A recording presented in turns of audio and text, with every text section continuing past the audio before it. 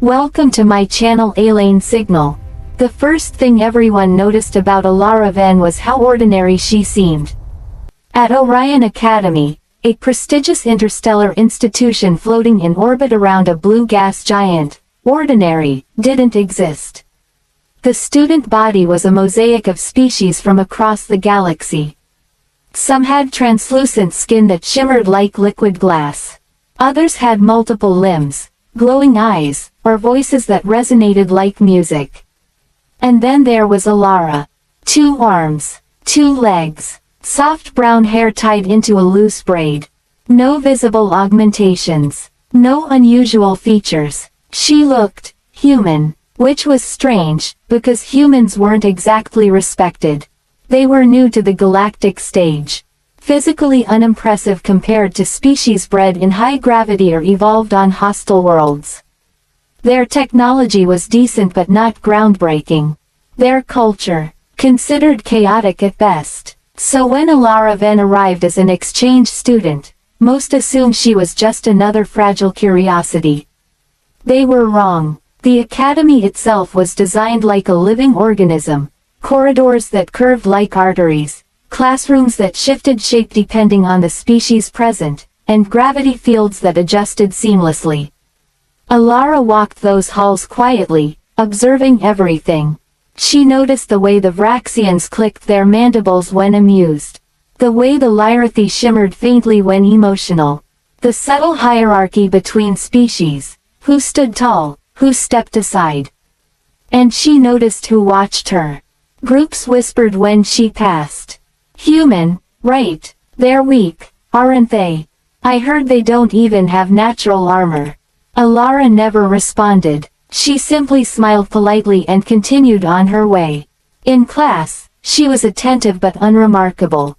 She answered questions when called on, never volunteered more than necessary, and kept her gaze steady but neutral. If anyone looked closely, though, they might have noticed something unusual. She was always measuring distances, movements, reactions, always calculating. The incident happened 3 weeks into the term. Combat theory. It was a required class for all students, regardless of species. Not because everyone was expected to fight, but because understanding conflict was considered essential in a galaxy that had seen its share of wars. Instructor Kale was a towering figure, a veteran of multiple interstellar conflicts. His species, the Dravari, were built for battle, dense muscle fibers, reinforced skeletal structures, and reflexes that bordered on precognition. That day, the class was discussing close-quarters combat strategies. Strength is not always the deciding factor, Kale said, his voice deep and resonant. Adaptability wins battles. Intelligence wins wars. A few students shifted uncomfortably. Others nodded. From the back of the room, a low chuckle broke the silence. Zarek, a Korthan male, broad-shouldered and towering even among his own kind. His species evolved on a high-gravity world, making them incredibly strong and durable. Adaptability, Zarek scoffed. Tell that to a weaker species facing a stronger one. There's no adaptation that beats raw power. Kale's gaze sharpened. You disagree. I know, Zarek replied, leaning back. Take her, for example. He pointed directly at Elara. The room went quiet. A human, Zarek continued. Put her against any of us in a real fight, and it's over in seconds. No strategy changes that. A few students laughed nervously. Others watched with interest. Elara didn't react immediately. She slowly looked up, meeting Zarek's gaze. Do you believe that? She asked calmly. Zarek grinned, showing rows of sharp teeth.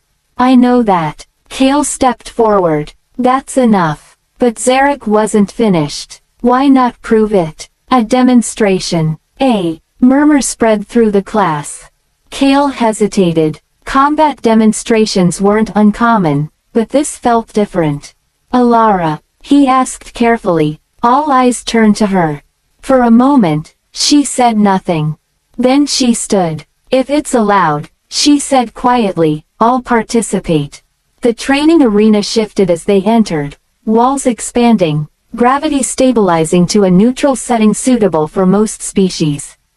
A circular field formed in the center. Zarek stepped in confidently, cracking his knuckles. The ground seemed to vibrate slightly under his weight. Elara stepped in after him. She looked smaller in the arena. "Fragile, even. Rules are simple," Kale announced. "No lethal force. First to yield loses." Zarek smirked. "She won't last long enough to yield." Elara ignored him. She rolled her shoulders slightly, as if loosening up. Then she stood still. Too still. "Begin." Zarek moved first. Fast, faster than most expected for his size. He lunged forward, aiming to end it quickly. Elara didn't move. At the last possible moment, she stepped aside. Not a panicked dodge, a precise shift. Zarek's momentum carried him past her. A ripple of surprise went through the crowd. Zarek turned, annoyed. Lucky. He attacked again, this time with a sweeping strike. Elara ducked. Again, perfectly timed. No wasted movement. No hesitation. It was like she knew exactly where he would strike. Zarek's expression shifted from confidence to irritation. "Stop running," he growled. "I'm not running," Elara replied. And then, she moved. It was subtle at first. A step forward. A shift in angle. Zarek swung again. Elara slipped inside his reach. Too close. Before he could react, she struck. Not hard, but precise. Two quick impacts, one at his side, another at the back of his knee. Zarek staggered. The room went silent. "What?" he began. Elara stepped back again, returning to that still stance. "Continue," she said. Zarek roared and charged. This time, he didn't hold back. The force of his attack cracked the arena floor. Elara moved, not away, but through. She pivoted, redirected his momentum, and struck again, targeting joints, pressure points, structural weaknesses. Every movement was efficient, calculated. Zarek tried to grab her. He couldn't. She was always just out of reach, or exactly where she needed to be. Minutes passed. Zarek grew slower, sloppier. Elara remained calm, untouched. Finally, Zarek lunged one last time, putting everything into a single, desperate strike. Elara stepped aside, and with a single, precise motion, she brought him down. Zarek hit the ground hard. The arena shook. And then, silence. Zarek tried to stand. He couldn't. His limbs trembled, refusing to respond. Not broken, but overwhelmed.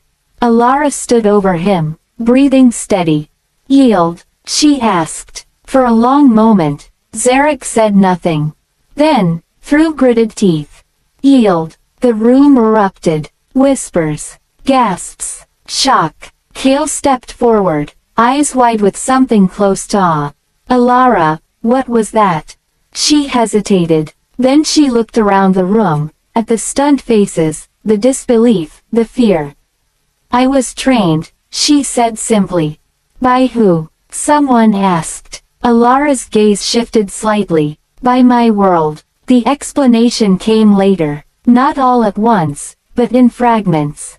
Humans, it turned out, were misunderstood.